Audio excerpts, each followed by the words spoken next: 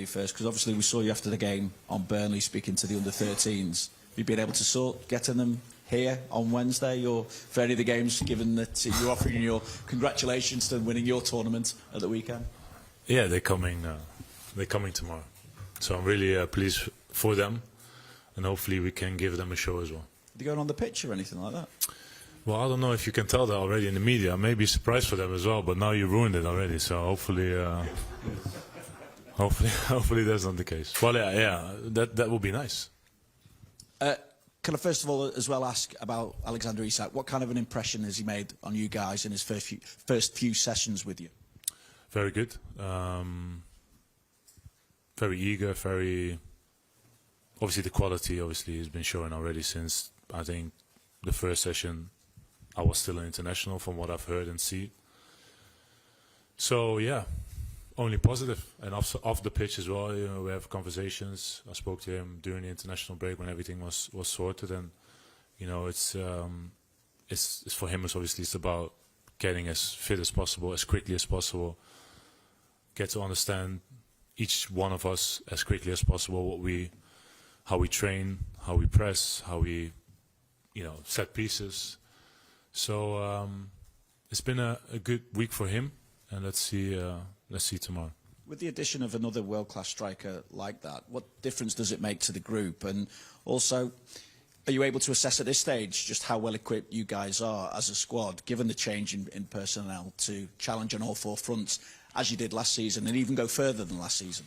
Well, it's not really an addition, isn't it? It's a replacement, because obviously we got, you know, players that with a lot of quality left us, so we had to obviously replace these players that were so important for us and we had successes with. So obviously comes with a price tag, and the price tag we have no control over. So I totally understand from the outside world there will always be talks about that, and that creates sort of pressure, but it's down to him and obviously with us that, you know, we don't speak about those type of things. We want to perform. We want to show that we have the quality to play on the highest level, to play for Liverpool, to play Champions League football. Hopefully for him, score a lot of goals. And that's it. Just work hard, enjoy being a number 9 for Liverpool, and be important for the group. And with the goals, assists, link-up play, help others. And that's the only thing you have influence on. And as a group, how well equipped to go further on all four fronts? Well, hopefully we are. We have to stay fit. That's the main thing. I think last year it shows that when you don't have many injuries, then, you know, a lot of players can, you know, you can help, you can rotate, you can change the game in certain ways, and that's the aim again this season. Find consistency, find, you know, your best form, and it's far too easy to say it than to actually do it, but that's the responsibility that we all have as players in order to be at our best. Finally, for me, Virgil, can you give us an idea what it's like to face a Diego Simeone team, because you've done it a few times? Yeah, unfortunately, the last time we did it here, we lost, and it was a painful one at the time as well. Obviously, we got knocked out, but it's you know, it's a team that works so hard. It's a world-class manager. You know, it says a lot that he's been at that club for such a long time, and a lot of respect for that. They have world-class players, a world-class goalie.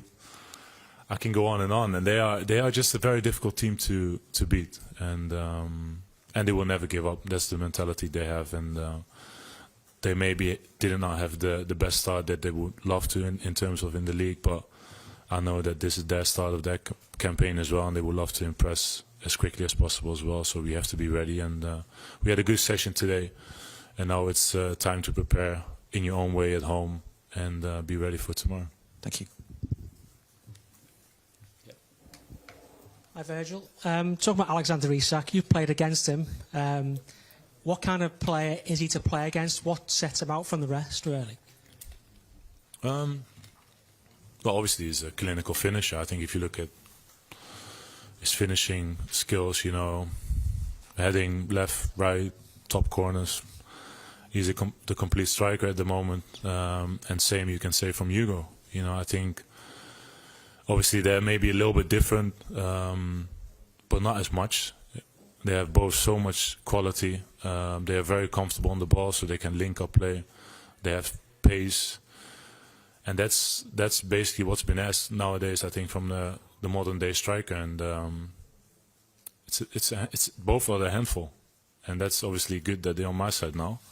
So hopefully they can show that, obviously, in the next games and the whole year, definitely for the opponents.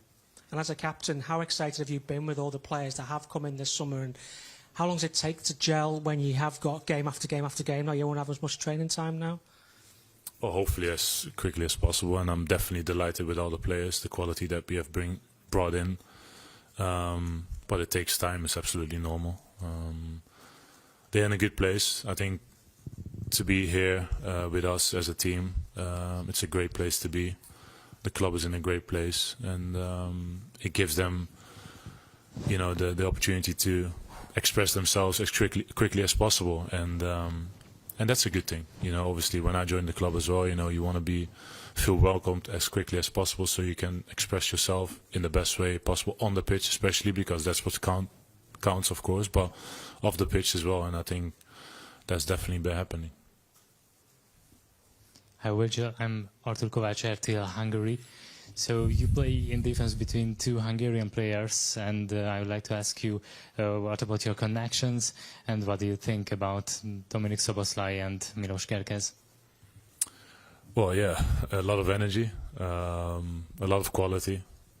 I think Milos obviously is a fantastic, aggressive, full of energy player that obviously is learning also the way how we play and the intensity of playing for Liverpool, also dealing with it, how it is on and off the pitch. It's not an easy thing to deal with, but he is going to be absolutely fine. In terms of Dom, I think he had a great start of the season so far. Obviously playing on a position that is not maybe his favorite one, but he did it with amazing and on a world-class level, in my opinion. That obviously it's a great option to have for the rest of the season. So yeah, I'm very delighted for both of them. They're learning and they're getting better each and every day. I think that's just great to see. Thank you very much. Thank you.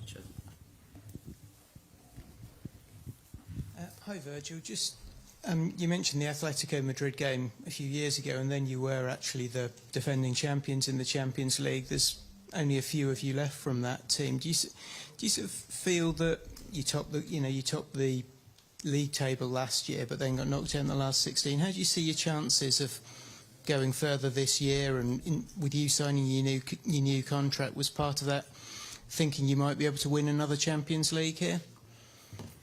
Well, obviously, when I sign my deal, I will hope to win everything that I'm going to participate in. But it doesn't work like that, unfortunately, because you face so many teams, so many great teams, by the way. Sorry.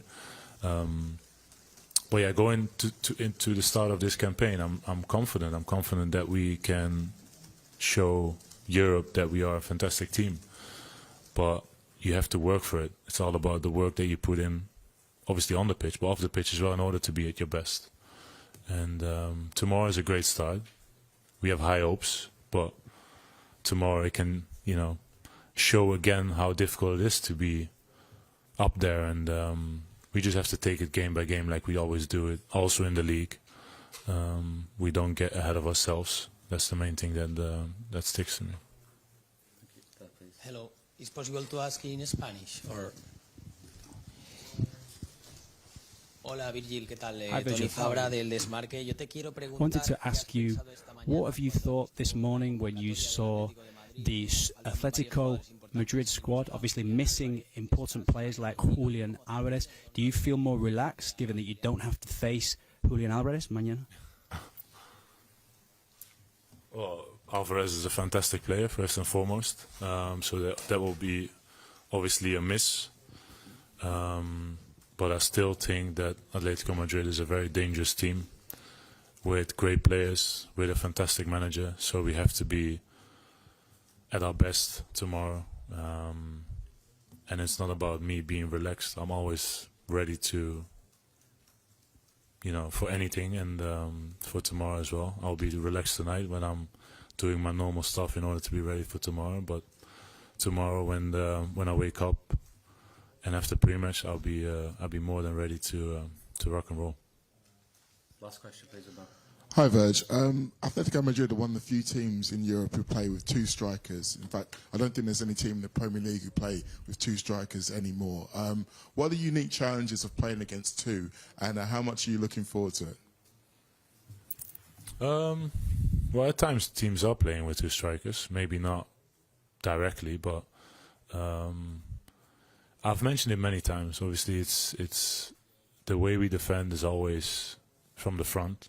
So it's never, obviously it can be 1v1 at times, but you know it's well organized and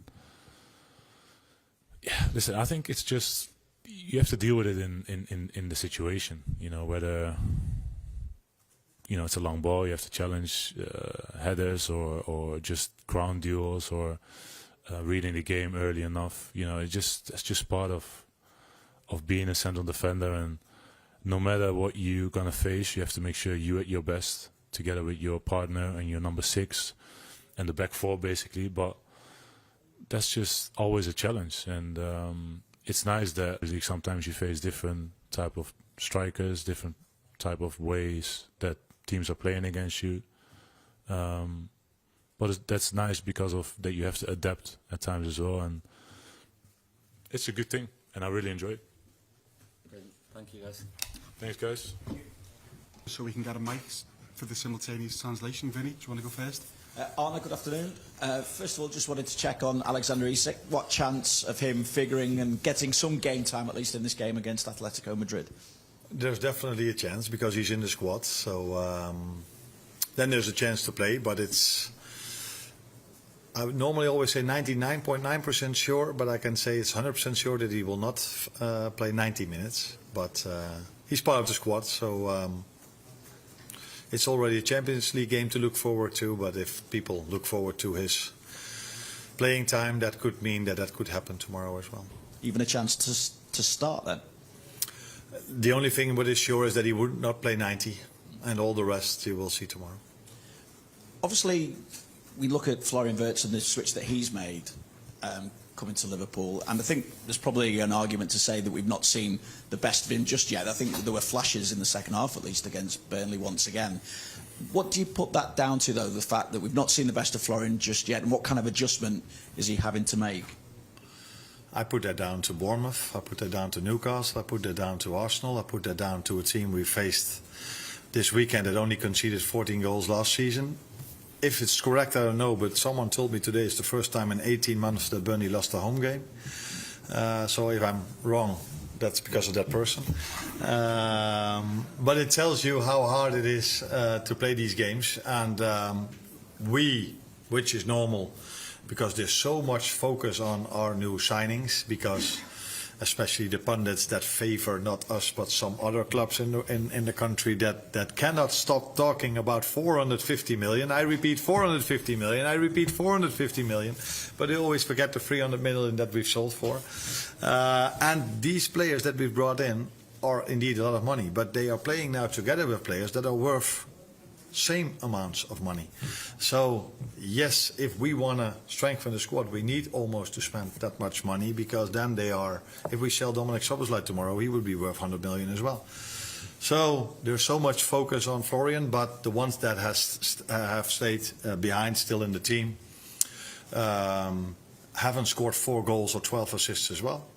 So he's been part of a team, Florian, that is on top of the league, that won 4 games. He's part of the team that won against Newcastle, that won against Arsenal, where the team of last season didn't win away at Newcastle, didn't win at home against Arsenal. So it's the way you want to look at it. Yes, he hasn't scored 4 goals or 12 assists in the first 4 games, but for me that's down to the quality we faced, and he's part of a team that's number 1 in the league at the moment.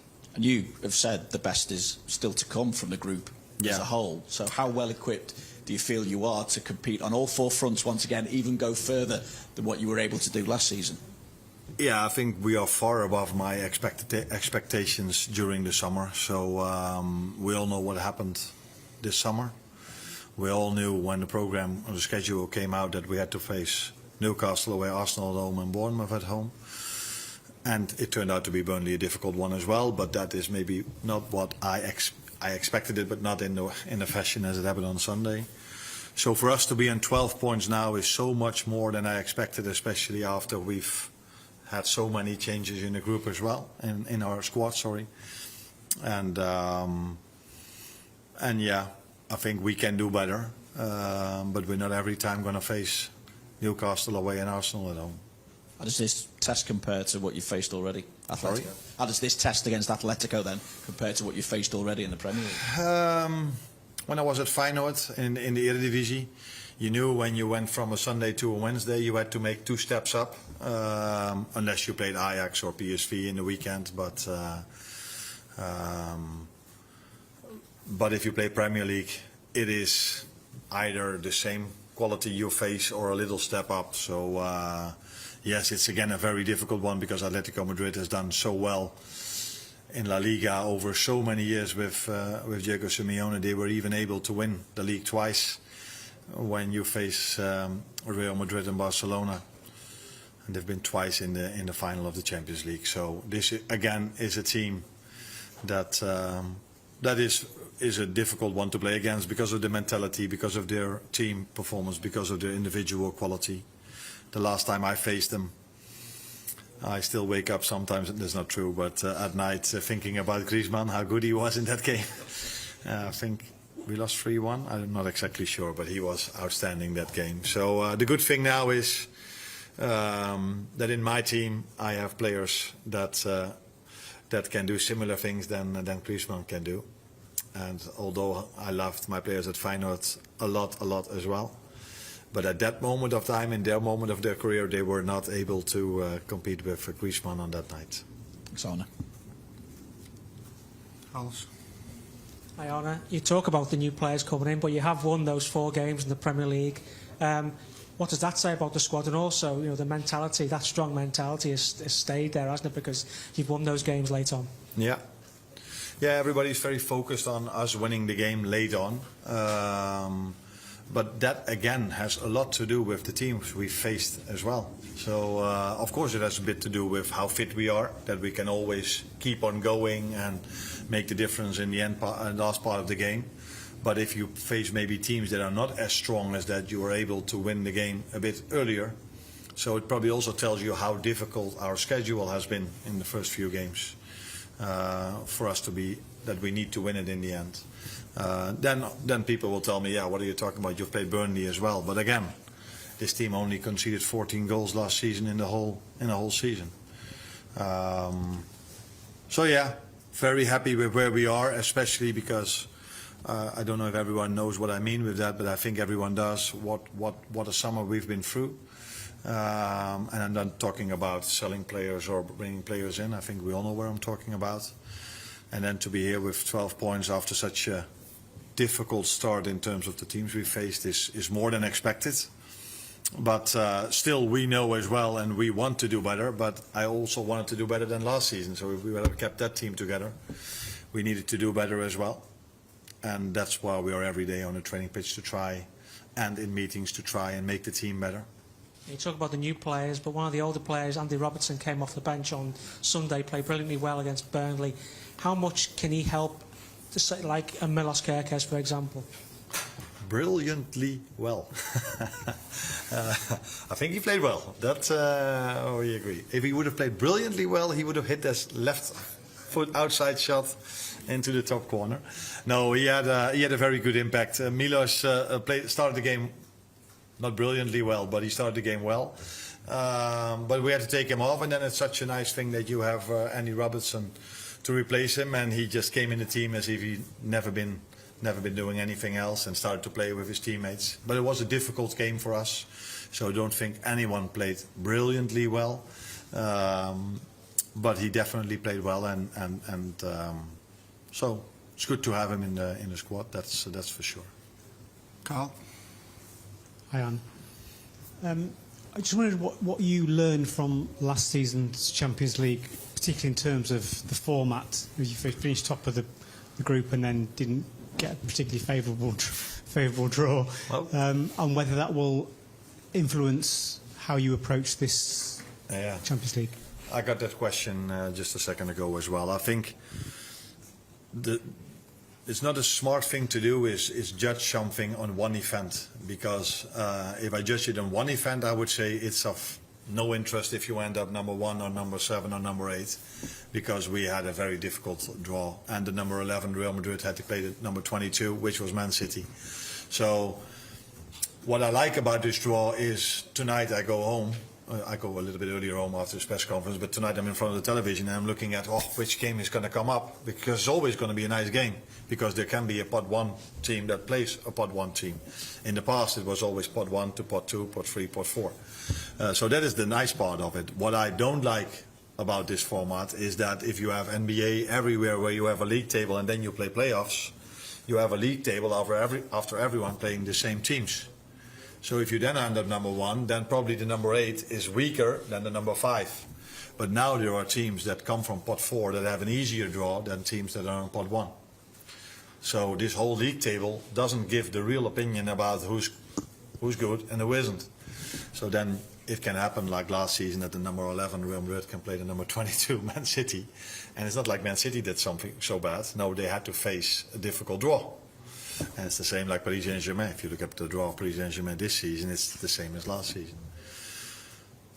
So if you ask me this question immediately after we lost Paris Saint-Germain, I would have told you, forget about the first 8 games. But now I use my brains a bit more, and I tell you, don't judge a new format on the first time. Judge it after 3 or 4 times, and then let's see. Maybe the upcoming 3 times, the number 1 of the league table will have a favourable draw. But that was definitely not the situation last season. Carlos, pass the ball behind you. Arne, when you think back to the second PSG game and how close it was, does the fact that they went on to win the tournament give you a boost in a way, or does it frustrate you? A bit of both, maybe. Because we were so close. I think it wasn't that I said it, but I think Luis Enrique said before, when he said here, he said the team that's going to win this playoff is going to win the tournament. And he was right. Not to say that it would have happened with us as well, but in the end he was right. So it tells you that we were a team, we were the only team that could bring them to extra time and the only team that could bring them to penalties. So it was a frustration to lose it with penalties. It also, if you are out, at least that's what I have. If I'm out, I prefer to go out against the team that wins it in the end, because that tells you if you can bring them so far. Yeah, it's a bit too simple to say, yeah, then we weren't that far off of winning it as well. But we felt that was the best team in Europe last season. I think everybody agrees to that, because they won the French League, they won the Cup, they went to the Club World Cup, were very close to winning that as well. So it's fair to say they were the best team in Europe last season. That we were so close of beating them gives us also the confidence that we are able to compete in this league as well. But even if we would have lost them 2 times with 4-0, I would still tell you now that Liverpool will always be able to compete in the Champions League. At the front. Hi Arne, Artur Kovács, RTL Hungary. We can say that Dominik Szoboszlai can play brilliantly well as a right defender, but now Jeremy Frimpong is fit again. Can he return to the midfield, maybe? And Conor Bradley is fit again as well.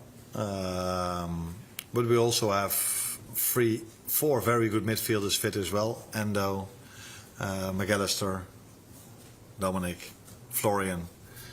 Do I forget one? Curtis is not fit, Curtis Jones.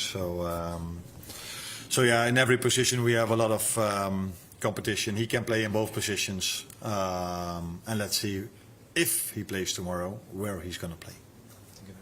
Just behind. Hi Arne, Gabriel from Swedish SVT. What do you think will be the biggest challenges here for Alexander Isak in the first time in the club that he must focus on? Getting fit. Getting fit after missing out 4 months and of proper team sessions. He doesn't have to prove to anyone that he's good enough to play in the Premier League, because that's what he's proven already at Newcastle. So the main challenge he has is to become so fit that he's first of all ready to do what he did last season. And then speaking about Paris Saint-Germain, I don't think anyone is surprised that I was mainly impressed by the way they press. So it's double press, and that is what was Dembele was one of the examples that was so outstanding in his pressing game. So everybody is focused on Paris Saint-Germain about all the goals they score, but I was mainly impressed by the way they pressed. And so the moment he's fit, and match fit, and he can play 90, and then the next step is playing 3 times in a week, 90 minutes, and then the next step is going one step further in terms of pressing. And that's what he has to do, and then scoring goals and doing special things in attack, that is something he will 100% sure do. John, here. Hello, here in Spanish. Spanish, yes. Please. Yeah. Hablabas You were antes speaking de before about mercado de fichajes en the España. transfer window in Spain. We've spoken about how much money Liverpool have invested. Does it annoy you that people talk about how much money you have spent, and do you agree that you are considered the favourites in this Champions League? You've been listening to a lot of talk sports because he was saying that we spent so much money, and it didn't came to him probably that we've sold for 300 million. I repeat, for 300 million as well. I think it's only a compliment. I think it's only a compliment that people tell everyone that we've spent so much, because that tells you that the players we've brought in are seen as very good players. So I'm for a part responsible of bringing the players in as well, together with some other people. And I think we should see this as a compliment, that everybody is like, wow, they did great business. And I think we did. We brought in great players, and to add to that, we've already lowered the age of the players. So some other teams prefer to bring in 27-year-olds because they're already, bam, ready. But we think we've brought in players from 21, 22 that are ready, but also 21, 22. So, and then if they are 4 or 5 years with you, you can still sell Luis Diaz for 80 million.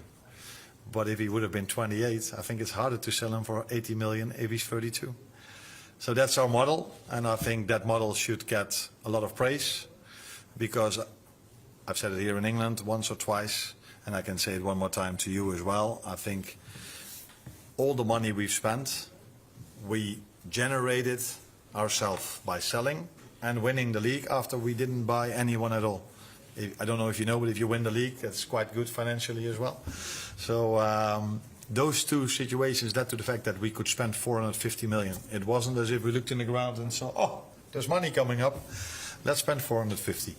No, we've generated ourselves, and that is, I think, a big compliment for the model we have and for the quality players we've brought in, that everybody is only talking about the 450 we've spent. Mo? And we are always, that's not a surprise to you, if you're Liverpool, you're always, if you're an English club playing in the Champions League, you belong to one of the favourites. Hi Arne, you mentioned earlier Curtis Jones is still out for this game. Could you tell us a little bit more about the nature of his injury, how long you expect him to be out for, and whether or not this affects your use of Alexis McAllister, who himself is still finding his way back to full fitness? Yeah, I can talk to you for a long time, but I already talked for a long time, so he will train with the team tomorrow. So hopefully he's able to be in the squad on Saturday, but not for tomorrow yet. Lewis? You mentioned earlier about Robbo coming in and doing well. Can I just ask on Milos, how has he taken being substituted so early? Have you spoke to him about that, and is he, fine, ready to rise to the challenge again? Yeah. Although you never know when they're sitting in front of me, or when I have my team meetings, they don't stand up and say I disagree with you. But maybe when he's at home and he's talking to his father or his girlfriend or his friends, he's like, what a stupid decision this was.